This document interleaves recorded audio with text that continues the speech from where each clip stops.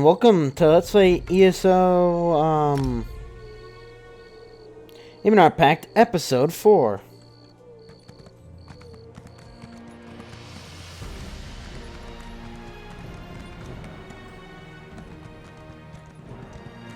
You know, so wrong, sometimes I wish, horses, these types of games were... yeah, and then I crossed the stream. Okay. But anyways, I kind of wish they were tank controls. Okay. I lost my horse in the river. He just drowned.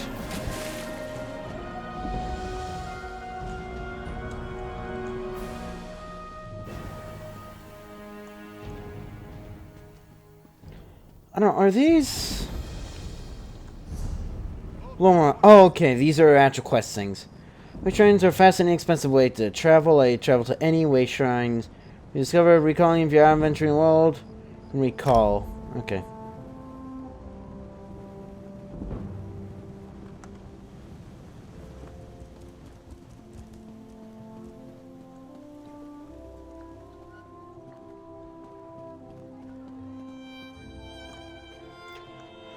Fighters Guild handbill. Ready for adventure? The Fighters Guild is looking for strong hearts and stout arms to combat the Daedric threat.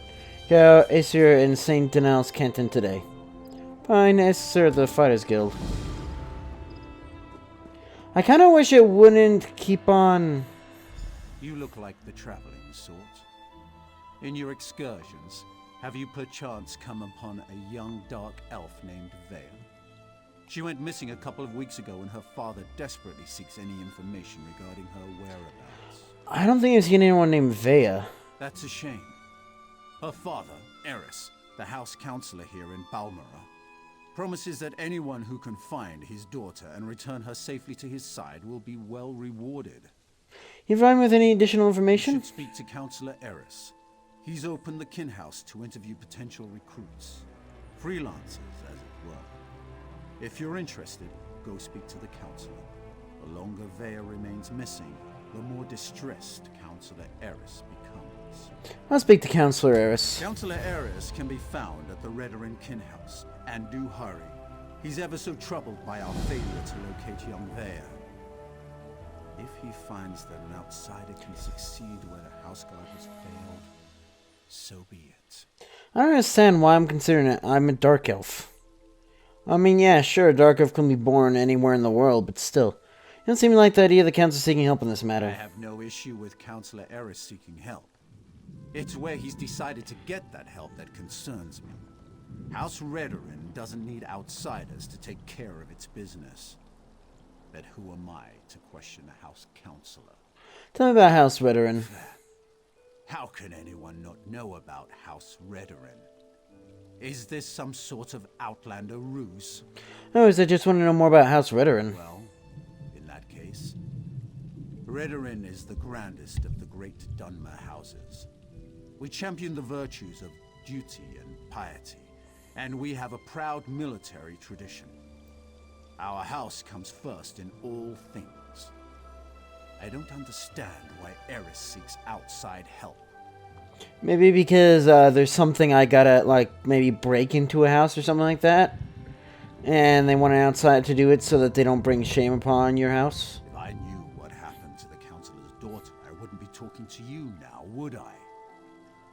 As far as we can tell, she left of her own accord. There wasn't any foul play involved that we're aware of. Beyond that, you'd have to ask the counselor. Who's Counselor Eris? Counselor Eris Relith oversees Redoran operations in Balmora and the surrounding countryside. He's very influential, very powerful. Usually, the counselor doesn't allow his passions to get the better of him. But Vea is his daughter, after all. I would have thought isn't Eris a female name? Not that, you know. I just noticed that's what the Mages Guild handbill. Do you hunger for knowledge? The Mages Guild seeks out only the most talented, smartest, and skilled for its ranks. But seek out Kyrian at the Vivek City Guild Hall in St. Dellen's Canton.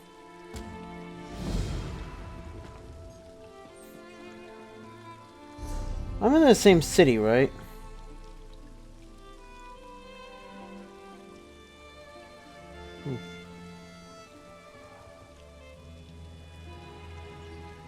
Wait, how much money do I have?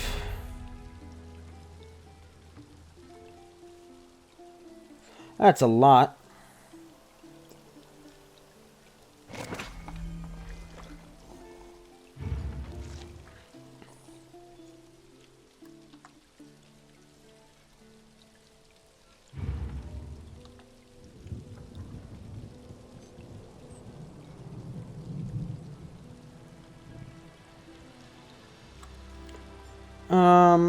Where I have 23 gold.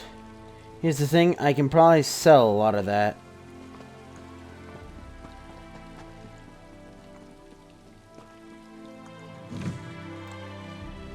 That was a mistake. I didn't steal though.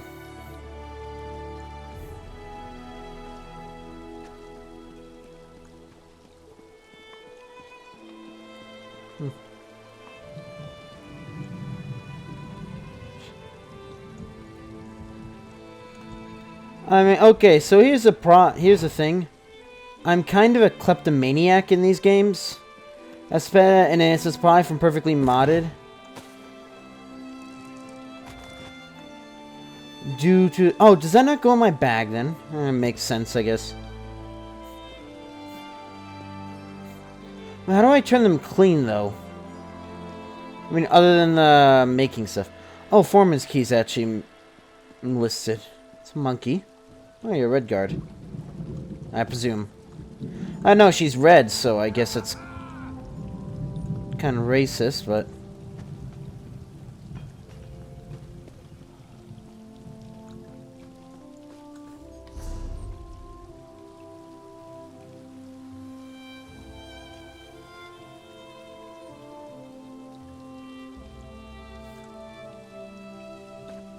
Oh, can I not set that as a waymarker? Never mind. Wow, that is literally just straight up the Saren symbol. I mean, when your symbol's literally just a square on its side, I don't know what else you can expect. The fire's warm and the roof doesn't leak, so come on in and make yourself comfortable. Store.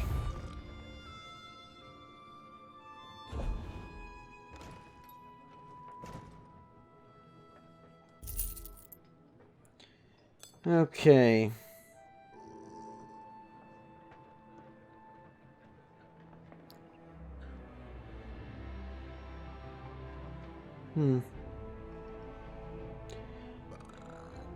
Oh boy, I need a... Can I...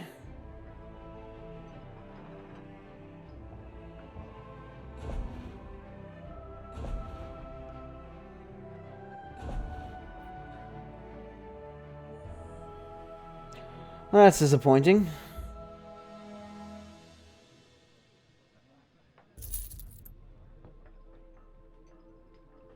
I need all this stuff, though. Oh, well, I think I can afford... I don't need that. Necessarily.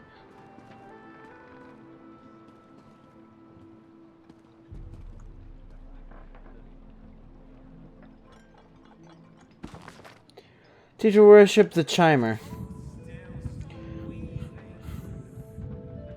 The history of Daedra worship by the elves, once known as the chimer, provides, isn't that Falmer? Probably not. The object lessen the dangers of traffic with the so-called Lords of Oblivion. Tale of peril that modern-day apologists for Daedric worship, such as Lady Cinnabar, do well to heed. Oh, I've read a lot of... Oh yeah, you two, like, complain about each other. Let's begin with a few facts that I am the Shrew of Tanith could deny. The Aedra, the gods, the divines, created Nirn out of the chaos of oblivion. They assume physical form within the mortal plane, the Mundus. According to Elven myth, were the direct answers of Almery. The Aedra were the natural objects of holy reverence for the elves of the Dawn era, and the first organized religions venerated these divines. Whereafter Nirn was born, the Aedra withdrew from the creation, distant, aloof, and disinterested in the affairs of mortals. But beyond the Mundus, in the infinite variation of oblivion, there are other godlike entities of great power known as the Daedra, literally the non-Aedra, began to take a malign interest in the realm of the Aedra created. more powerful of these entities, the so-called Daedric princes, will rule. So the eight. Are the 8 the Daedric princes or not? The entire Oblivion Plains of them were nonetheless jealous of the mortals of Nurm, for they inherited the Daedric capacity of creation. His ability is beyond the danger who, though massive changing metamorphosis, can nothing new that has not been before. One quality the Daedric princes share with the young mortals of Nurm was a lust for power in all its forms. This corrupting desire is the foundation of all mortal worship of the Daedra. It is offered power in return for service and worship. Most often, this power comes in the form of knowledge, the most seductive and least perilous seeming of the Daedric temptations. How seductive this temptation can be reflect upon the early Aldmer of Somerset. In their arrogance, they consider themselves lineal descendants of the Daedra. Nonetheless, the first large-scale sect espousing Daedra worship was born in the heart of Somerset itself. There, in the rainbow shadow of the Crystal Tower, the so-called Prophet Veloth communed with the Daedric prince Boethia, and agree, isn't that one of the 8? To accept her gifts. I described the Volithic prophecies which expanded the doctrine of worship of the good Daedra. Yeah, those are the 8. Volithia, Azura, and Mafala. The ways to cooperate and negotiate with the bad Daedra. Molag Bal, Malakath, Gore. I know he's madness. Molag Bal, I think, is the guy of Orcs, and Marin's Dagon is like the guy who stole my soul, I believe. Or, no, I think Molag Bal actually stole my soul. And Mayron's Dagon is the guy that caused Oblivion, or whatever. Christ, you know the game. To the more foolish of the Somerset Almery, the arts and skills a good Daedra offered to teach him seem more useful than the maximum platitudes piece of the Daedra and a number of elven clans accepted Veloth. The prophet and god, when Sephioth of Eleanor rightfully prohibited this schism, led the clans loyal to him out of the island and across the seas to the far side of Tamriel, where they colonized the domain known as Morrowind. Oh, interesting. Well, the Saint Voloth, who became known as the Chimer, were willing to trade the paradise of gold and Somerset for the purgatory of ash and Morrowind, turned for the illusory gifts of the Daedra. They built mighty temples of Boethia, Azura, and Mephala, set up traditions of worship in Morrowind that were later co-opted by the Tribunal.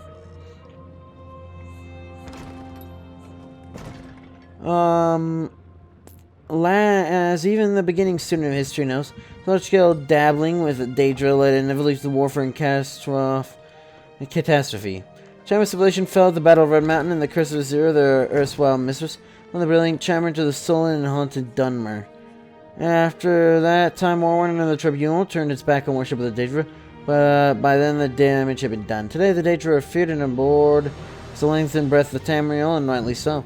Despite the clear lesson of history, some misguided souls still insist trade with Daedra lords can be tolerated, even accepted. Such as you, Lady Cinnabar, say, beware. What pact with the Daedra ever ended well? Yeah, probably none.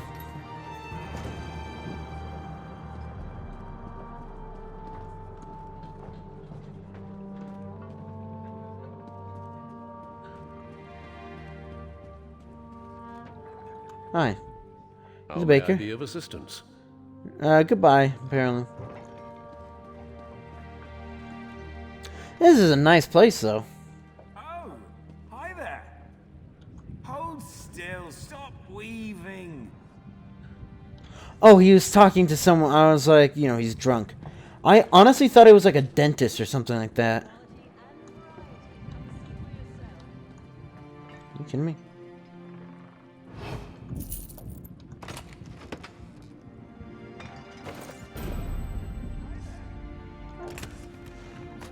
Don't mind if I do. Look. Look. I don't condone stealing, but...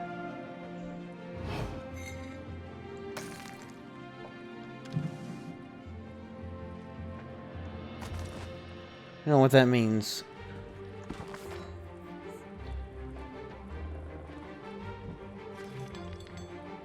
That means I need to unlock Thieves Guild as fast as I can. Or I can just not sin. I guess, you know. I can just not do anything that causes bounty, although I'm sure some quests.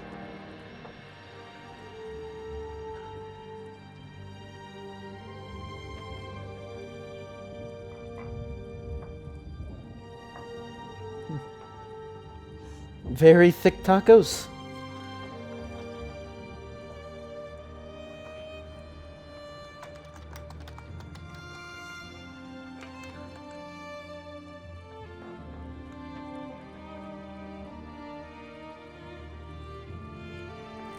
Wait.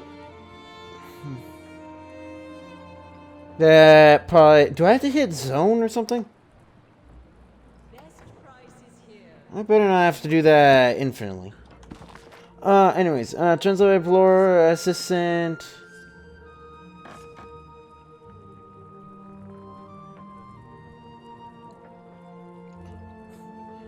There once was the finest last of world descent, the fairest alien princess who ever lived.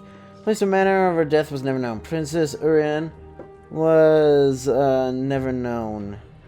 Princess Urian was the daughter of the youngest of 3 and 20 to the revered King Uril, who ruled from his ancestral castle known as Silicili. Never was a more astute lord than the wise King Uril, who secured for future generations the power for his family. He himself envisioned his dreams steeped in ambition. Rivals and allies of the amicable Uril were tethered to his family's fate through the marriages the clever king did arrange for each of his children. At 2 and 20. When it came for the funeral to wed, suitors did come from lands far and near, hoping to link their names to that of the most illustrious king. But Earl did not desire to be wed. Lasted a strong will and didn't even dare to defy her honorable and generous father.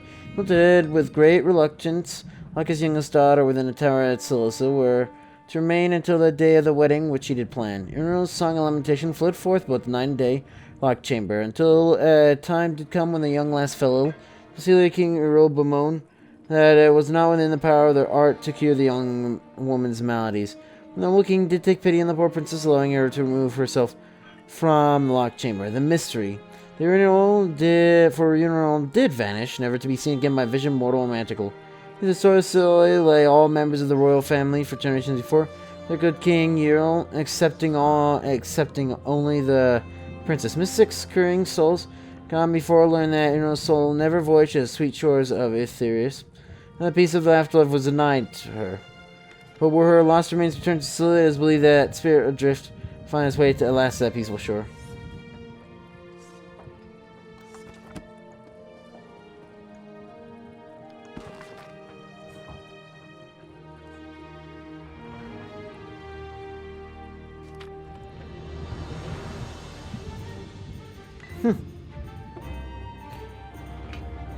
Persistence of Daedric Veneration by Lady Cinnabar of Tanith. If you believe that what that old goat, Francis of Eleanor, writes in what he is pleased to call his histories, you'd think that modern society is biased against reverence for the Daedric princes, some kind of instinctive revulsion against the Lords of Oblivion. It's based on events of unspeakable cruelty that took place thousands of years ago. It's absurd on the face of it. Ask the peasant in the field, the cobbler in the shop, or the solicitor in his office if he fears the Daedric lords because of the ancient practices of the wild elves. All you'll get will be a blank look. The peasant, cobbler, and solicitor fear Daedra and Daedra worship because they've been told by established religion and academia and because their neighbors believe the same thing. Oh, Francis, Daedra worship survives in Tamriel only at the level of forbidden cults. Contrary, it's easy to show that veneration for Daedra is widespread and widely accepted from the folk of Tamriel, despite the desires and opinions of priests and professors. Not sure why he mutters a prayer to her scene as he draws his bow. Don't know why she asks Mephilet to spare her vines from slugs and worms. Ask the guardsman why he invokes the valor of Boethiah as he draws the sword.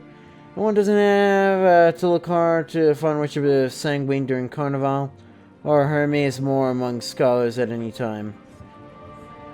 Sanguine, I don't know. Mephilet, I don't know. I know who her scene is, because I'm a werewolf in the other games. Boethiah, I'm not familiar with. At first, I thought, there's one of them that's like supposed to be like a dog and a guy who's like the wine guy of is it Greek or Roman? One of the two, you know. That I thought. Yeah, it was, but I'm assuming not. One doesn't okay. Mace Moore, I know, is a knowledge god. What are the Ashland and the Morwen who still venerate the so-called good Daedra? The spirit wardens of Minervia who follow Azur. The jovial ambassador... Clavicus Vile, that's his name. Jovial ambassador Riminin who celebrate Clavicus Vile. The Khajiit of the southern realms. Then abjure the Oblivion Lords. The cat folk of elsewhere venerate them openly, so they're drawing distinction between Aedra and Daedra. The Khajiit recognize benevolent aspects, the princes offering them respect at a minimum and often admiration. So it's a popular object of worship for a Khajiit magician. Sheogoth appeals feeling taste for wild mischief and the souls that are placed in the charge of Nimira. So those I know. Yeah, Francis, whatever you believe, every mortal time cringes in horror at the mention of Daedra. Mocks my own work when I show him up for the charlatan he is. I'm explaining his petty hostility another way. Wasn't it Phaetus himself who approached me at the Dragonstar Conclave? The Grand Scholars, Francis who pointed out 16th of Sun's Dawn, Francis who suggested they're aiming to appropriately celebrate Sanguine Summoning Day. Took it rather personally that when I refused his smarmy advances. And shortly thereafter, that his unwarranted criticism of my work began to appear in the journals. Yes. Therein lies the explanation.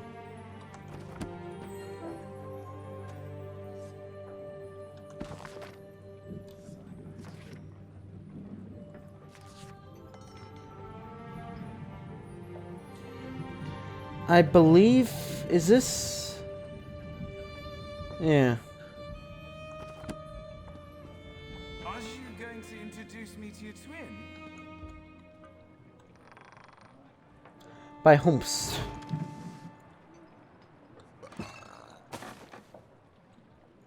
I don't like it when it does that. And it always does that constantly. It's like, well, am I,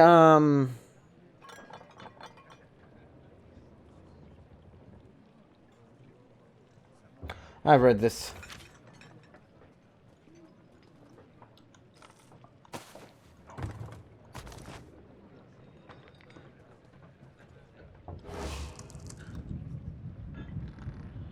You saw nothing. Hi. Well? I wasn't trying to steal your basket.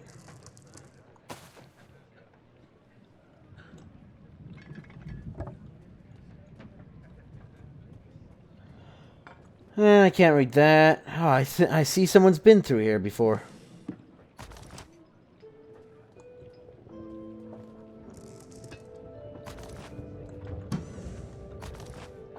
Wicker effigy. Weird, alt actually brings up the map.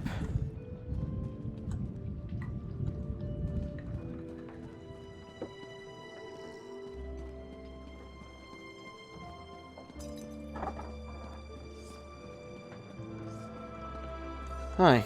You look thirsty. Find a seat and I'll be around shortly to take your order.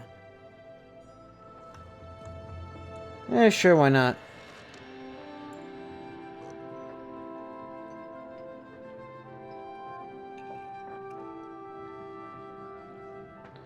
Alright.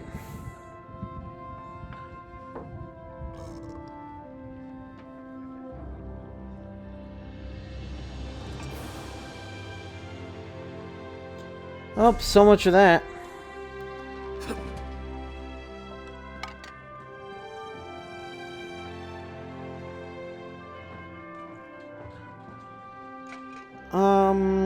Let's see. So, in order to do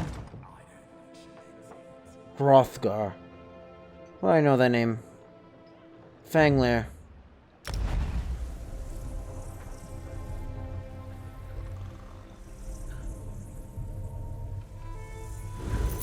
Odd.